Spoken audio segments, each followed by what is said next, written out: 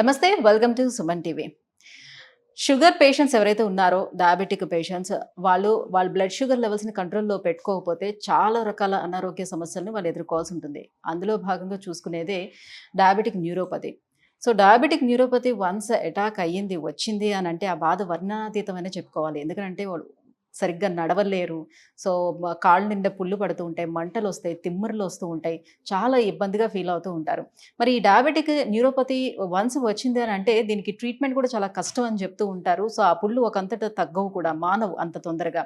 So మరి దీనికి మన ఈపియోన్ పెయిన్ మేనేజ్మెంట్లో ఎలాంటి ట్రీట్మెంట్ అందుబాటులో ఉంది? సో ఈ విషయాలు మాట్లాడేందుకే మనతో పాటు ఉన్నారు doctor Sindhu garu from Epione pain management, Jubilee Hills నుంచి.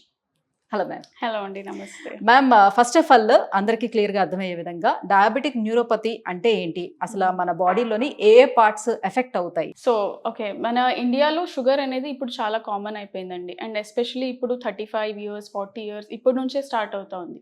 సో మనకి షుగర్ తొందరగా వస్తే అండ్ దానివల్ల వచ్చే కాంప్లికేషన్స్ కూడా ఇంకా ఫాస్ట్గా వస్తుంది. సో దీనికి ఇప్పుడు మీకు మనకందరికి ఏం తెలుసు అంటే షుగర్ నుంచి ఏమేమి ఎఫెక్ట్ అవుతాయి, కళ్ళు, కిడ్నీలు, హార్ట్లు.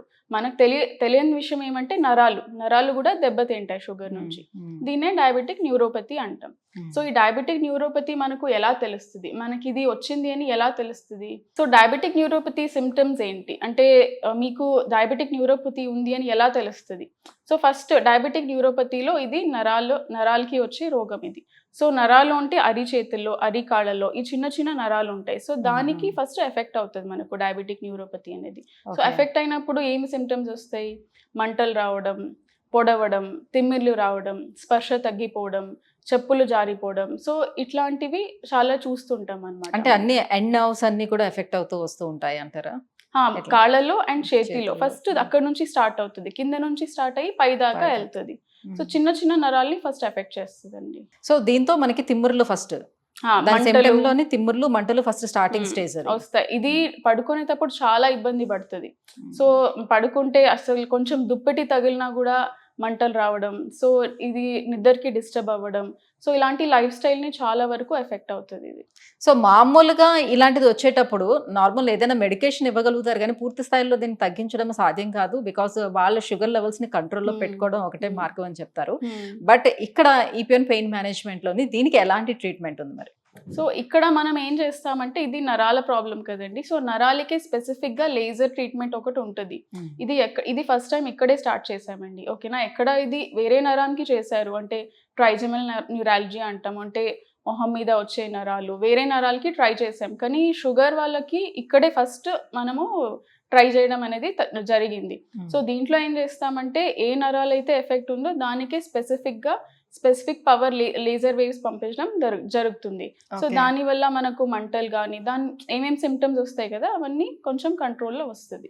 అంటే ఈ రేడియో ఫ్రీక్వెన్సీ అబ్లేషన్ అనేది సాధారణంగా ఇది చెప్పగానే అందరికీ గుర్తొచ్చేది వెరికోస్ వెయిన్స్ కి ఎక్కువగా యూజ్ చేస్తూ ఉంటారు కదా. సో ఇక్కడ కూడా సేమ్ ప్రొసీజర్ అనేది చేస్తూ ఉంటారా? ఆ నరాల నుంచి ఇంకా సప్లై అయ్యే బ్లడ్ అంతా ఆగిపోతుందా? దానివల్ల ఏమైనా ఇబ్బంది ఉంటుందా? అలాంటిది ఏమీ లేదండి. ఇది చాలా అంటే ఇప్పుడు టెక్నాలజీ ఎంతవరకు వచ్చింది మనందరికీ తెలుసు. అట్లా కొంచెం కూడా సైడ్ ఎఫెక్ట్ ఉండేదైతే ఇది చేసే వాళ్ళం కాదు. సో ఎటువంటి సైడ్ ఎఫెక్ట్స్ అలాంటిది ఏమీ కాదు. వారికోజ్ వెయిన్స్కి పంపించే లేజర్ స్ట్రెంగ్త్ వేరే ఉంటుంది, మనం యూజ్ చేసే లేజర్ వెరీ సేఫ్ అండ్ ఎఫెక్టివ్గా ఉంటుందండి. ఎటువంటి అంటే బ్లడ్ సర్క్యులేషన్ ఆగిపోవడం కానీ, వేరే రకమైన కాంప్లికేషన్స్ ఉండడం కానీ అటువంటివి ఏమీ జరగవు. రైట్.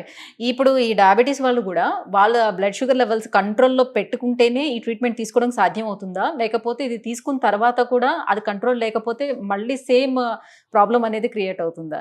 మనము దీన్ని ఎట్లా అడ్రస్ చేయాలంటే ఎందుకు వచ్చింది first diabetic neuropathy? Sugar control లేకపోవడం వల్ల.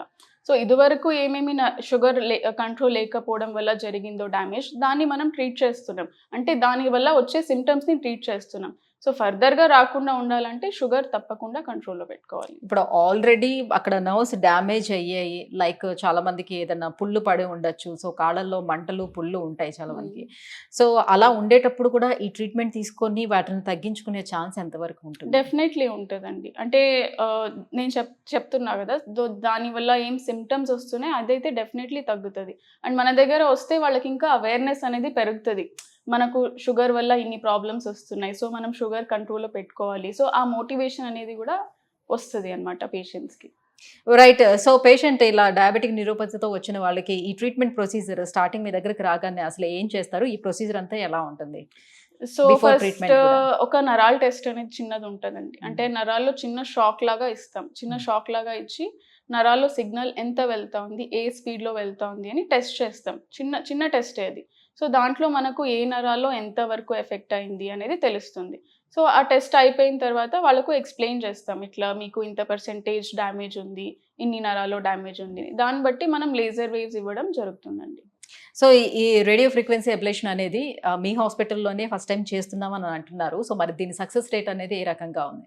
సో సక్సెస్ రేట్ అంటే ఇప్పుడు ఒక 100 మంది 100 మెంబర్స్‌లో మనకి 60% ఆఫ్ ద పేషెంట్స్‌లో మన అనుకున్నంత రిజల్ట్ వచ్చిందండి. అంటే ఒక Okay. దాదాపు 70-80% వరకు ఈ సింప్టమ్స్ అంటే మంటలు గానీ, పొడవడం గానీ ఇవన్నీ తగ్గిపోయాయి. Okay. 60% ఆఫ్ దెమ్‌లో. Hmm. ఇంకా ఒక రిమైనింగ్ 20-30%లో 50% సింప్టమ్స్ తగ్గాయి. Hmm. ఇంకా కొంచెం ఒక 10% ఆఫ్ ద పీపుల్‌లో ఒక 10-20% తగ్గడమే జరిగింది. ఓకే.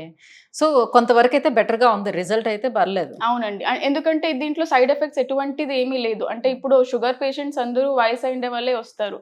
వాళ్ళకు మనము మంచి చేయకున్నా చెడు చేయకూడదు. యెస్. సో ఎటువంటి సైడ్ ఎఫెక్ట్స్ అయితే ఏమీ ఉండదు. సో ఇప్పుడు ఈ ట్రీట్మెంట్ ఈ ప్రొసీజర్‌కి I mean day care procedure అంటారా? లేకపోతే హాస్పిటల్‌లోనే అడ్మిట్ అవ్వాల్సి ఉంటుందా? ఎన్ని రోజులు టైం పడుతుంది? ఎలా ఉంటుంది? తర్వాత తీసుకోవాల్సిన ప్రికాషన్స్ ఏముంటాయి దీనికి? సో ఇది డే కేర్ ప్రొసీజర్ అండి. ప్రొసీజర్ ఒక 2 అవర్స్ ఉంటే సరిపోతది. ప్రొసీజర్ యాజ్ సచ్ మనకు ఒక 10 నిమిషాల వరకు అవుతది. దాని తర్వాత వాళ్ళకి ఎక్సర్సైజ్ చెప్పడము ఇవన్నీ జరుగుతది.